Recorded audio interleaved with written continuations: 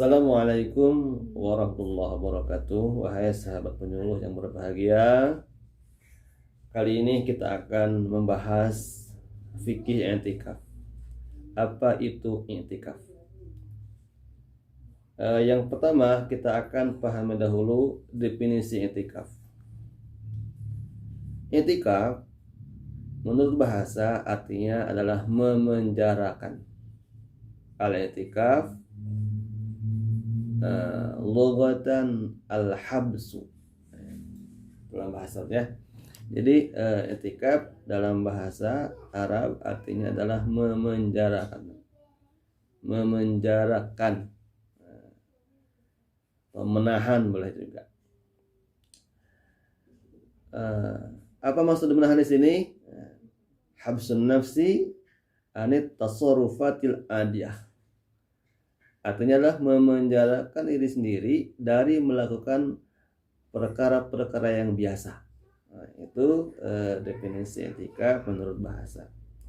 Adapun definisi i'tikaf menurut istilah fikih, ilmu fikih, al-i'tikafu huwa al-lubsu fil masjidi ala sifatin mahsusatin biniyatin. Berdiam di dalam masjid dengan tata cara tertentu dan disertai dengan niat.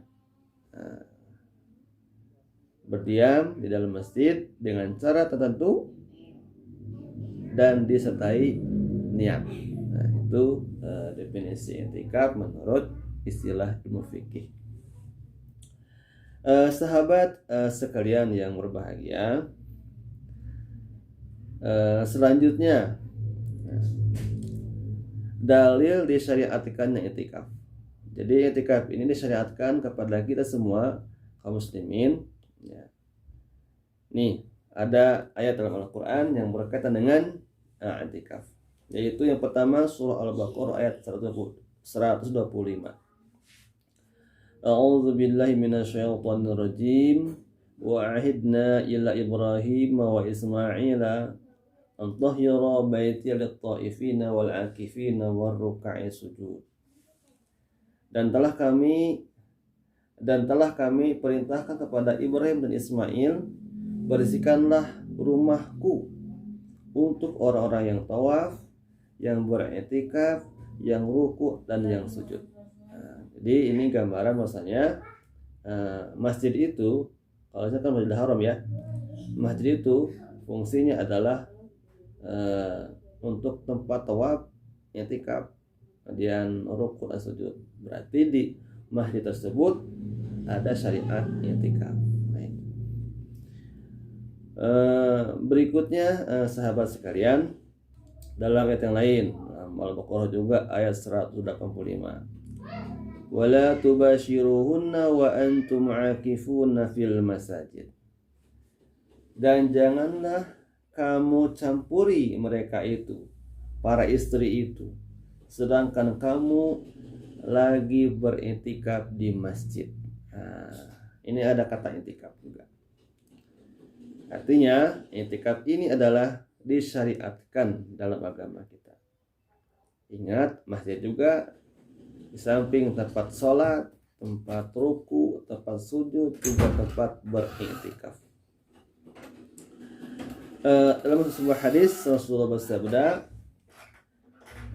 man kana takafa ma'i falyataqib al-ashral awakhir. Rawahul Bukhari. Siapa yang ingin beriktikaf denganku, maka lakukanlah pada 10 hari terakhir Ramadan. Nah, jadi Rasulullah bersabda, ya siapa yang mau i'tikaf, silakan ikut nanti di 10 hari terakhir Ramadan. Itu sahabat sekalian, dalil disyariatkan i'tikaf. Artinya i'tikaf ini disyariatkan dalam agama kita berdasarkan dalil Al-Quran dan As-Sunnah. Selanjutnya, apa hukum i'tikaf? Nah, jadi kalau disyariatkan, apa hukum i'tikaf itu? Nah, sahabat yang berbahagia, seluruh ulama sepakat bahwasanya hukum i'tikaf itu sunnah.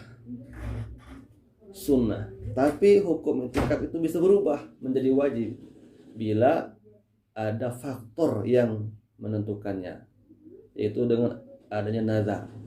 Jadi hukum asal i'tikaf itu sunnah, tapi bisa berubah menjadi wajib bila ada nazar. Ingat bahwasanya nazar itu ya wajib ditunaikan, sebagaimana sabda Rasulullah, "Man nazara ayati Allah falyuti'hu." Siapa yang bernazar untuk mentaati Allah, maka ia harus mentaatinya, harus melaksanakannya. Jadi hukum asal i'tikaf itu sunnah, tapi bisa jadi wajib bila bernazar. Selanjutnya sahabat sekalian rahimakumullah, apa itu rukun i'tikaf? Jadi kalau kita beritikaf, apa yang mesti kita penuhi?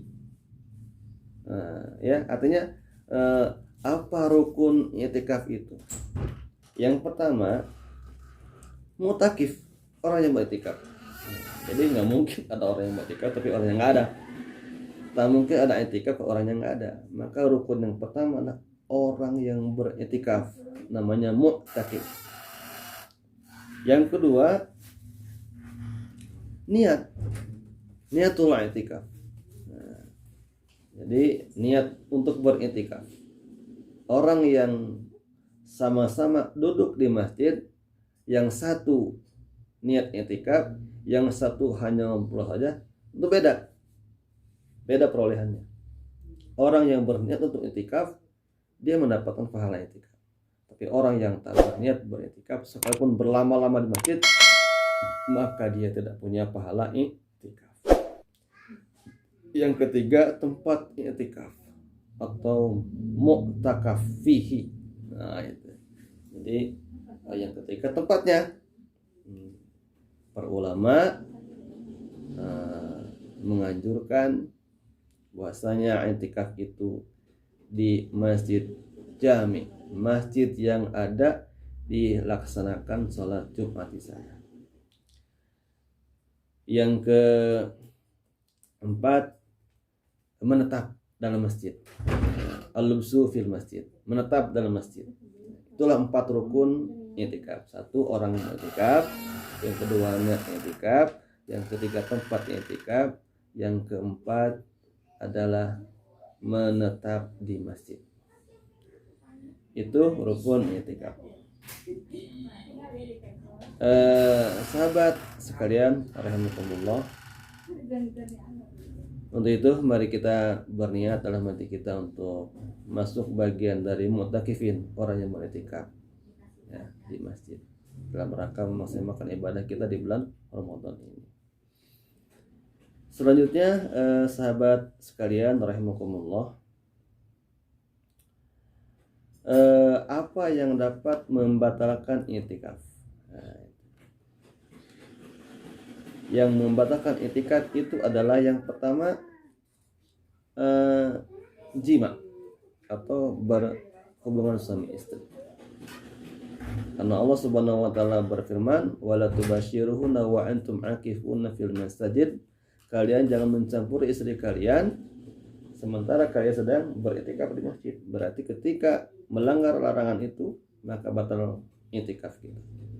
Jadi i'tikaf batal bila si mu'takif itu bersetubuh dengan istrinya.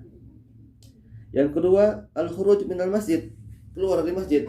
Ingat tadi, rukun dari i'tikaf adalah berdiam di masjid, maka ketika keluar maka batal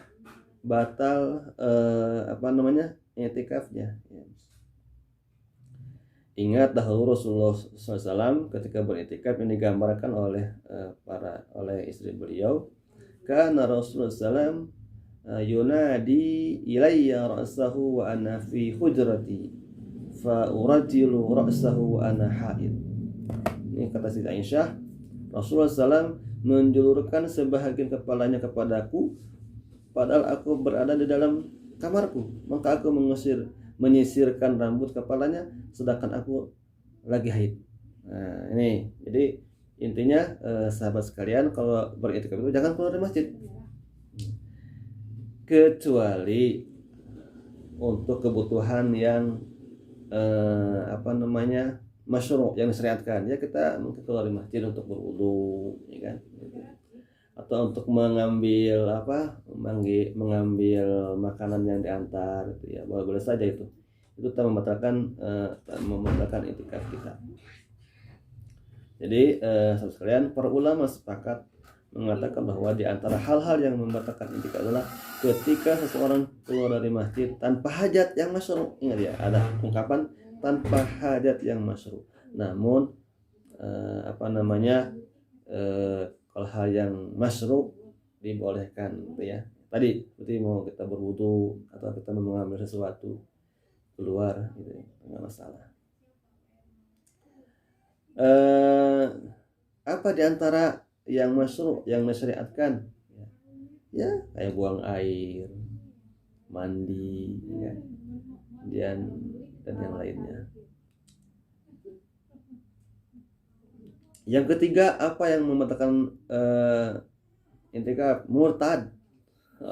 Kalau murtad batal keislamannya, batal pula i'tikafnya. Yang keempat, mabuk. Masa ya lang i'tikaf? Bukan. Tapi ini sebagai gambaran, maksudnya jangan main-main dengan kemaksiatan. Karena kemaksiatan itu bisa membatalkan ketaatan. Yang kelima, haid dan nifas. Ini untuk para perempuan. Jadi kalau sedang beriktikaf lalu dia keluar darah haidnya atau dia melahirkan, maka batal iktikafnya. Itu sahabat sekalian, sedikit gambaran mengenai fikih iktikaf. Apalagi mungkin bisa nih ditambahkan. Apa itu yang boleh dilakukan ketika iktikaf? Yang pertama, makan minum, silakan. Kita sedang beriktikaf di masjid, makan minum silakan. Dan itu tidak membatalkan iktikaf kita. Yang kedua, tidur. Silakan juga tidur di masjid. Lagi iktikaf kita tidur, silakan. Itu tidak membatalkan iktikaf kita. Tapi ingat, kalau tidur aja enggak bangun, tentunya itu kan mengurangi nilai i'tikaf. Dan i'tikaf itu adalah memperbanyak kita berzikir, beribadah kepada Allah Subhanahu wa taala. Mungkin tidur dibutuhkan untuk merehatkan badan, menjagakan tubuh, silakan saja. Yang ketiga, berbicara atau diam. Kita ngobrol dengan teman saudara kita, atau mungkin diam enggak apa-apa, enggak bicara, silakan. Itu tidak dipermasalahkan. Tapi ingat ya, diam untuk tidak mengatakan hal-hal yang tak baik. Karena ingat bahasanya lisan itu adalah wakil iman kita. Jadi orang yang beriman akan nampak dalam lisannya, akan nampak dalam ucapannya. Dan ingat ketika i'tikaf jangan macam-macam mengatakan hal-hal yang enggak baik. Karena itu selain akan merusak ibadah puasa kita, masa i'tikaf kita, jelas itu bagian dari kemaksiatan pada Allah Subhanahu wa taala. Yang keempat, boleh memakai perhiasan dan parfum. Silakan memakai parfum, silakan. Memakai perhiasan boleh, silakan. Para perempuan memakai cincin, mungkin ya, memakai kalung, memakai giwang dan sebagainya, selagi tidak tabarruj, tidak terlalu mencolok, menampakkan perhiasan, itu silakan. Itu mungkin sahabat sekalian sedikit pembahasan mengenai fikih i'tikaf. Semoga kita masuk bagian dari mu'takifin, orang yang beriktikaf, dan kita bisa mulainya dari nanti malam. Ingat, di 10 malam terakhir itu ada 1 malam Lailatul Qadar, ya, malam Lailatul Qadar, yang mana nilai dari ibadah 1 malam itu khairun min alfi syahr, lebih baik daripada ibadah 1000 bulan. Sekian dari saya, semoga ada manfaatnya. Assalamualaikum warahmatullahi wabarakatuh.